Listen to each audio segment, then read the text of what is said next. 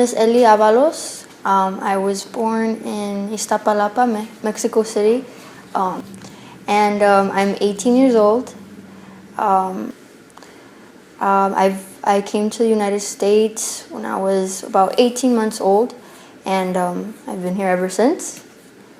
I will be going to college this fall at UWM Peck School of the Arts, and I play the violin. My mom was 20 when she had me. My dad was 21, and they got married a year before, so it was a year, and then they had me. They decided to come when I had just turned 1, and my mom wanted to come because she wanted a better life for me.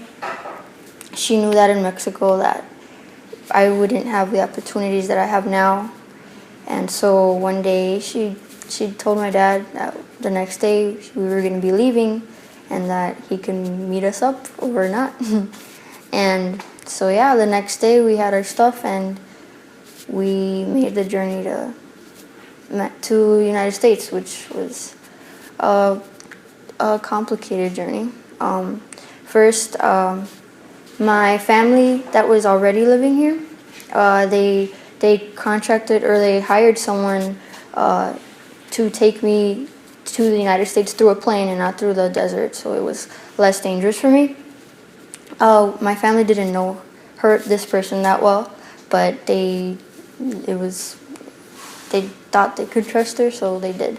So my mom, we flew to Juarez, and then from there she gave the person who came to get me, she distracted me with a paleta, which is an ice cream popsicle, and that's how she tricked me into going in with her, and then we went on the plane.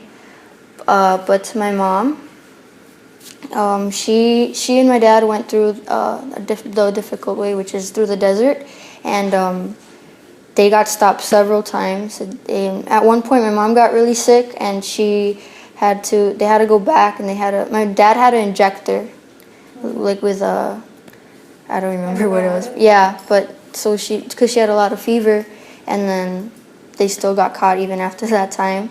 And then one time she twisted her ankle jumping right off the border, and they got caught that time too. But I think they tried like at least 20 times. They had to, because I was already on the other side. They had to. But so as they were trying and trying again, I was with this family of coyotes, and I was in California. I'm not sure in what part of California, but after several time, they kept asking my family for more money, the one that was already in the United States, and that if they didn't come up with the money, then they wouldn't see me again. So they didn't tell my mom. My dad knew, but he just knew that we had to get to the other side first. That was just what they had to do first. And then, so I think it was a month where they were both trying, and then my family kept trying to come up with money, but it was really hard because they had just gotten there too. So for a whole month, I was with this family of coyotes, and nobody knew where I was. The only reason, okay, and then my aunt, the person who hired the person, she knew the woman's nephew, and she begged him to go get me from California. They asked several people here that they knew their legal status was okay for them to go get me, but for certain circumstances they couldn't. So she begged the nephew. He was only 18, and my family bought his ticket to go to California, and he did. He went and got me. And when I arrived here in Milwaukee, my family said that I was in really bad shape. I was dehydrated. Like my entire bag of where I had my diapers and everything was there. All the milk bottles were there. Like, they don't know if I was fed or not, but I was in really bad shape, so I had to go to the hospital right away. And then it was a couple more days until my parents finally got there, and that's when my mom found out about everything that happened, and she was. I remember telling me that she was really scared that, one, she almost lost me, and two, she didn't know if it was going to be worth that, if it was worth it to do all of that, to be here. She didn't realize how much risk there was, right? I think she did. She just didn't know it would happen to us. If anything, I feel like she knew it had to be done, even if the risks were those. So, what are some of your earliest memories? One of my recent memories, I was like 3, and we still weren't in a stable home yet. We were living with my aunt, the one that hired the person, and my mom and my uncle. But we were living in a basement, and it was on the north side. But I remember that the heater was like, I was 3, so I don't remember very exactly, but it was further away from where our bed was, and my uncle had to grab shoe boxes and connect it to where the air came out of, all the way to where our bed was, and then so he connected it down like that, and then with a big blanket would have to like cover me and my aunt because we were really, really cold, and that's how we slept. I remember that. Oh, wow. It was like, I guess we weren't used to winter. I remember there not being a lot, well, compared to what I have now. Before we only had one bed. We didn't have rooms. It was just the basement, and it was like a regular Milwaukee basement with the boilers and everything there. And that was our first 2 years that we were here. It was like that, and then we were finally able to rent something better. Well, I saw things changing depending on how hard my mom worked. So if she was gone most of the time, then that's when we had more prosperity, I guess. The more she worked, the more she made more connections. We were able to have more, and then slowly, like, we were able to have a car. I was able to go to school.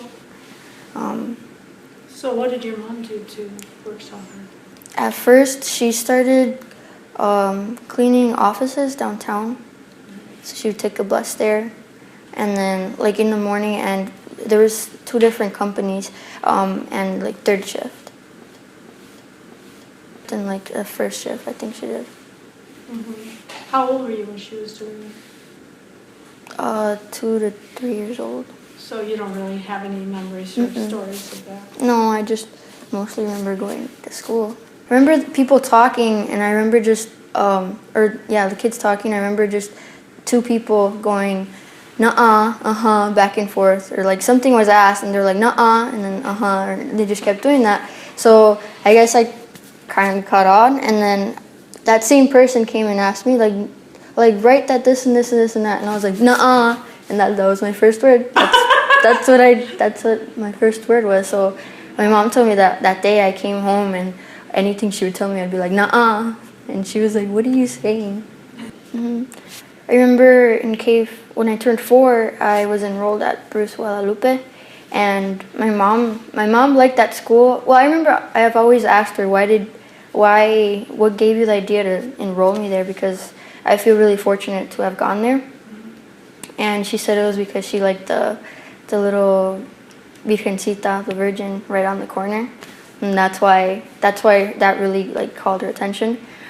In K5, I think that's the year that you started, Ms. Dinora Marquez started the Latino Art Strings program, and my mom says that I saw them in a concert once, and I told my mom that I wanted to play La Guitarrita Chiquita, but the second semester there was a new raffle, and I got in that time, and I remember I loved it. I remember the first thing I did was I walked into a room downstairs at UCC, and we were learning rhythms, the tas and the TTs, and I thought it was pretty amazing that I was able to do that. I have so many sweet and fun memories of Ellie, ever since she started.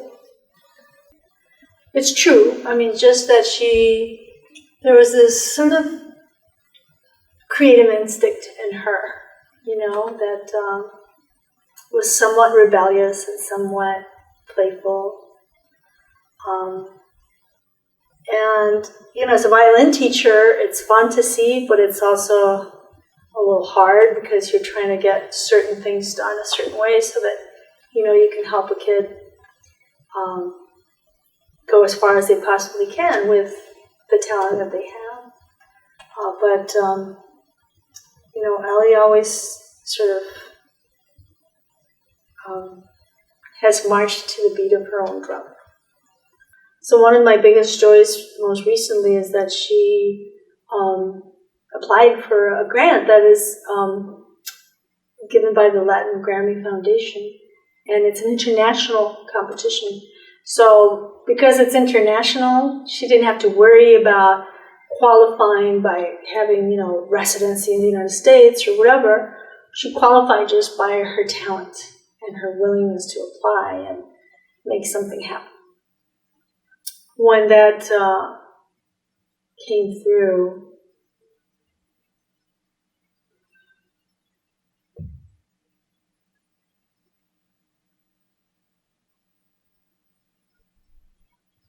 I cried.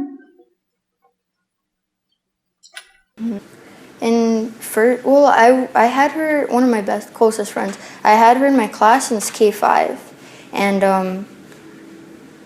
her mom actually knew my aunt, not the same one that hired the coyote, but my different aunt. And they went to church together. So then her mom was pregnant with her name is Isa, and she was, so my aunt asked her if she could go get me from California. We had a friend from church, my comadre Yolanda, and Yolanda, when I went back to work after Isa was born, took care of Isa for me. So she was at Yolanda's house every day, and I was at Yolanda's house every day, dropping her off, picking her up, and then sometimes staying for supper. And Yolanda was sharing with us that her two sisters were coming from Mexico, and she was very excited. And I remember so many evenings waiting with her to hear from where they were at in their journey. And then Pati and Ellie and Ellie's father were coming. From what I remember from the story, the coyote at the border took the baby, Ellie, and said, "It's going to be easier if I just pass with her separate from you." So they ended up getting separated, the mom and Ellie. She lost track of, this was way before cell phones or ways to communicate with each other, and she lost track of where Ellie was. And there was some frantic moments. I remember desperately waiting to find out where this coyote was with Ellie. Then they did locate Ellie, and the coyote had her. Yolanda and Lupita, Ellie's two aunts, came to my house and asked if I would be able to go to California to go find the coyote and pick up Ellie. But at the time, Isa had just been born, and I had two younger children, and I was breastfeeding Isa, and I couldn't leave her. So instead, they found a cousin or a brother to go, and we just bought a plane ticket for him to go pick up Ellie, and then Ellie came back. So what are some of the other things that you feel have been part of your life that have given you the strength to go through all that? So I started playing the violin around 7 years old, and then I started playing soccer around when I was 8. Because she would tell me that I couldn't play soccer because I was a girl and I was going to get hurt. So then I was like, okay, I'll be a boy. So I guess that was my mentality then. And then at one point, because my dad was a referee and he played soccer, so he got some of the income being reffing soccer games here in Milwaukee. And so I was always on the field. I was always, like, even if it wasn't a team, I was always playing soccer. And then I remember like I myself went up to a coach and I told him that I wanted to be on his team, and he said yeah. And my mom didn't know, but my dad did, and he's like, well, you'll just have to fix it with your mom, I guess. And I started playing with them, and their team was called Tigritos, which is like the little tigers. And I played with them for a year, and then so when I was 8 all the way till I was 9. When I was 9, I remember I was at a soccer game of my dad's, and I was kicking the ball as usual, and someone came and was starting playing with me, and I didn't realize that he was like an academy coach, and he saw me play, and he's like, you're really good. Like we should get you an academy. So she went and talked to my mom, and my mom, I think she liked the idea of it a lot better because it was a higher level of playing of everything. I guess it was more organized, more competitive, but in a safer way as well. So I think she liked the idea of that. And then so the team was called Lake Country United, and it's an hour away from Milwaukee. So I started training with them, and I played with them for 4 years, and we traveled all over the country sometimes for tournaments, and it was a really competitive academy that I played in. Yeah, that was it was a little later. I was in middle school. I got that letter, and it was an opportunity to play in Germany and Italy for like camps, and it was all paid for. But I remember being super excited because all I knew then was Milwaukee and where I've traveled with my teammates. But so I only knew that. I didn't even know Mexico. So I was excited to finally be able to travel. And I remember showing the letter to my mom, and my mom got really upset because she's like, you can't go. And then I had already known that of my status, but I didn't know that there was that restriction as well. What is your status? My status here is I'm undocumented, but I have DACA, which is Deferred Action for Childhood Arrivals. And before when I got this letter, I didn't have that. So in a sense, that meant that if I left the country and tried to re-enter, I was going to be sent back to Mexico. To Mexico. Mm-hmm. Oh, I found out that of my status when I came home from school one day, and me and my mom were watching TV, and I was just talking about my day and one of my friends, and the topic came up where I told my mom that I had told one of my friends that I was born in Mexico, and I remember her telling me that I couldn't do that, it wasn't safe for me to do that, and I was like, but why? She's my friend. And she told me, well, if your friend gets mad at you, or if there's someone that doesn't like you, that information can get put into the wrong hands. That's what she told me, and I still didn't understand. And then she like tried to explain it to me, like if someone who wants to harm you knew about that, you could be sent back to Mexico. And what did you think when she said that? I was shocked because I didn't know that. Because I thought being born in Mexico was like a super awesome thing. Like there is not a lot of people that was like that. Even though I didn't have any memory of Mexico, I felt special that I was born in Mexico. But learning that there was complications to that, or difficulties that I wasn't allowed to do a lot of things. As a child, I remember thinking it wasn't fair.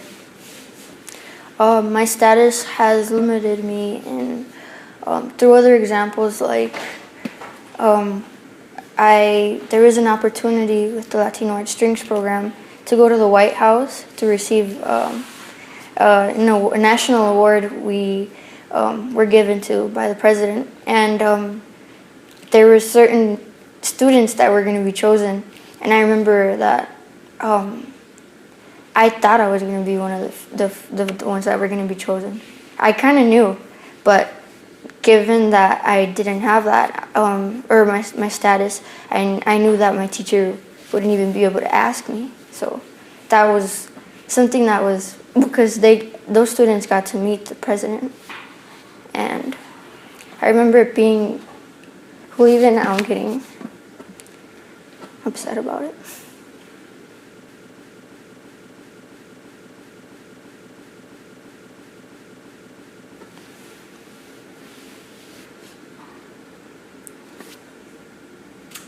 You faced a lot of difficulties, a lot of limitations, frustrations, and yet here you are going to college and following your dreams. What gives you the strength to do that? How did you do that? It's every honor that I've gotten, every reward, every logro, I don't know, every success that I've had up to this point, and my story in itself. Like, I almost died coming to this country. I have to make something of that.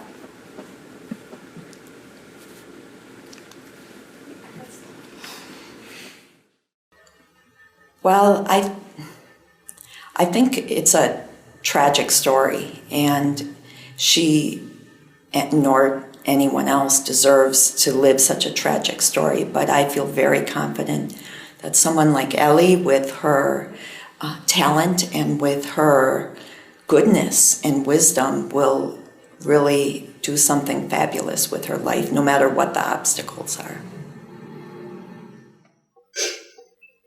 There is no reason why a child should have to go through that. We're a young person who's so worthy, so amazing.